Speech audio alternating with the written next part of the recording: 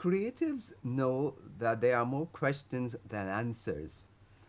So, writers and artists go the extra mile, bringing new perspective to help us with our critical thinking to understand and appreciate our world better.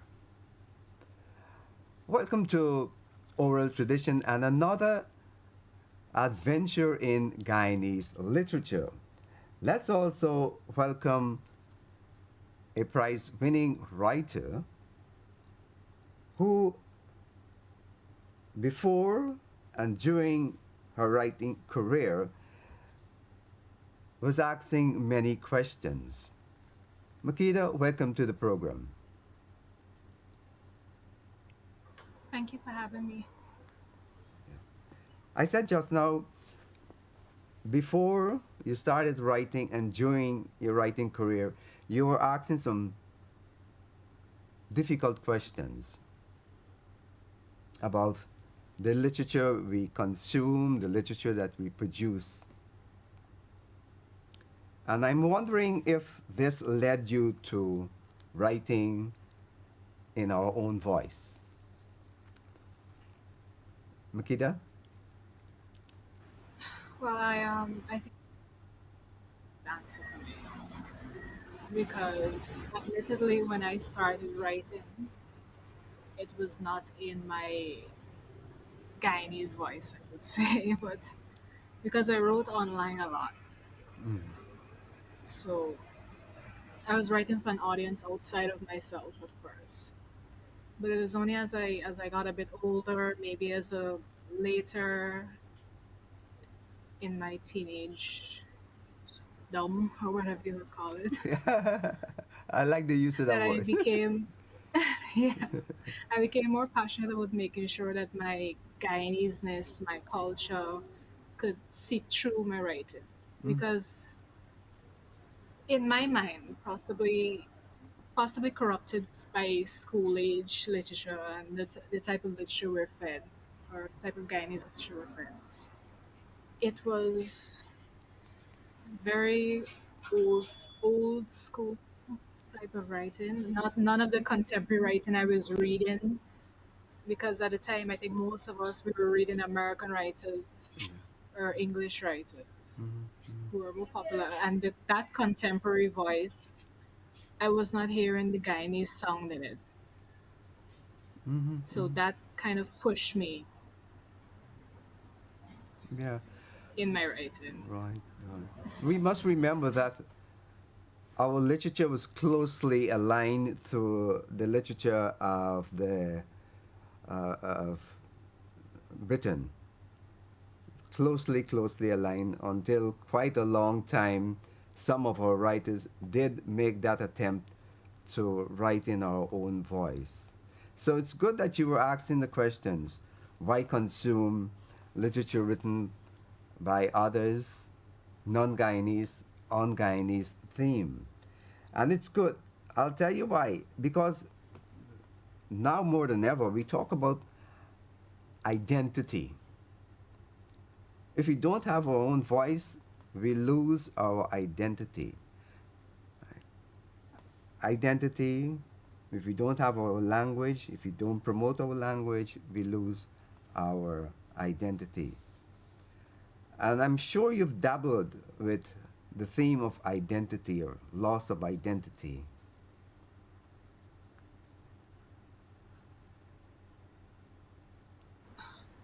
I I don't think I've ever dabbled with loss of it, because I felt like in my mature writing I've always known who I was Yeah. as a Guyanese.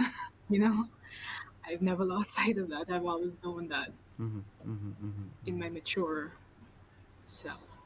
But in my writing, in your my mature Guyanese identity, in your mature kingdom. yes, my mature self. yes. So my Guyanese identity comes through with my. I only use Guyanese monsters as much as I want. I try to I try to keep it within our mythology, within our folklore. Yeah, Yeah. because in my mind there's enough of the European centric stories, and I don't need to add to it, Ah. right? So I need to add to the Guyanese one. Mhm, mhm. So somebody else doesn't have the same complaints I have, So that's my Yeah, yeah, yeah, take on yeah. Now, you know, let's look what's in a name. I'm looking at some titles of your work. The pastry shop rung the bell. The die has been cast. An anthology of shivers. Send some shivers down our way. Let's look at your work and get a feel of what or where you're going with this collection.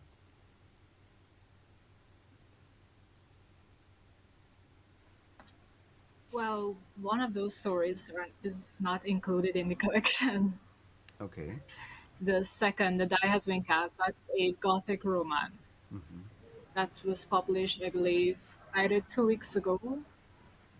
Yes, it was in last week of June.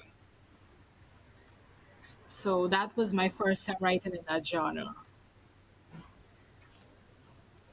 And luckily enough, it was good enough. Yeah, it was good enough to be published. Good for you. Congratulations. You want to talk about? Yeah, so, Yeah, no, back to you, sorry. yeah. You want to talk about the die has been cast? Okay, so my, my encouragement to write this story was that I know it's common in like gothic canon to use herbs like belladonna and these type of things. Yeah. And I looked at what the belladonna looked like, and I said, "This looked like a jamun." So, so I'm wondering. My thing was, what if the two of this got confused, Mm. and what would be the implications of that? Yeah, yeah, yeah. Right, right. So the Diasmin cast is it's a story of, well, the basis of it's a romance, but it's a horror most of all. Mm. So I I think I land mostly on the horror aspect Dark of themes. it. Yeah, Yes. So it has a bit of that to it. but While it's not as verbatim as my other stories in its like it doesn't use a no light, it doesn't use a steel cutting tree, it doesn't use any of those things. but it's also a romance. You talk about the Yes. dark side. Let's talk about that romance side. I'm picking my brain here. I haven't thought about it. Yeah. But But you could think about. I have I've always been a romance fan. The romance part to me, I've always wanted to be a romance writer first. I fell into the horror thing. So it was a mixing of like a first love and the current love. Good, good, good, good, good. Yeah, yeah, yeah. Man. I'm thinking about vampires and Dracula, and because most of those things there are a bit of romance in them, And they are gothic. and they all got So no bloodshedding. Was there? some bloodshedding. Some bloodshedding. Let's go to the big work now. The work that was awarded a prize in the Guyana Prize for Literature. That is a collection of short fiction. Talk about this collection of short fiction. And don't All forget right. don't So forget the shivers. You know, we need to feel that shit. the shiver Right. efforts. Yes. Okay. So it's hard to talk about this because it's a mix of so many different things. It has its horrors with it. It has a story about an Oleg in it. No. Yeah. So I kind of looked at the Oleg as being a generational curse. So it's passed down through female members of the family. And my protagonist in the story is determined to break that line, no matter the cost. Okay. And that cost is a bit murderous. Do you have a selection of reading, right? A Yeah. selection of reading that we can hear how you dealt with the subject. Well, I can give you a section from the Oleg. Go right ahead. Your I choice. hope it isn't too graphic. Her back and arms burned. The chain dug through her flesh. Her blood coated it. There was no heaven without earthly suffering. Jolene was closer. She could feel her. One last time, she struck the calabash with all her might, and it shattered. A blood-curdling scream echoed from the night. Looking through the window, Vanessa saw her arms flame, had reduced to almost smoke, but she was still flying. Their eyes met in the dark. Betrayal and wrath rang out through them. Vanessa felt no guilt in breaking the line. Jolene would be the last baby eater of their family, the last one to shoulder the curse. Vanessa reached forward for the pot and swallowed the last of the tea, and watched her aunt drop from the stile onto the front lawns. Looking out the window, to ensure she was purged, she saw her aunt, at least what her aunt should have been. The body was beyond basic rotten stage, the flesh gone and left brittle mineral skeleton.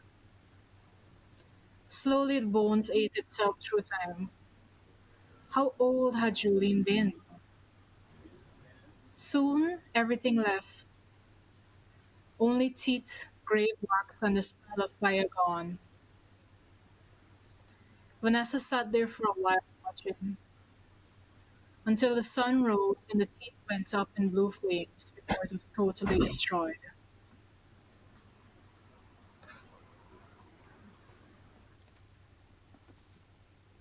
That was graphic enough. Not gruesome, but graphic. I enjoy that piece.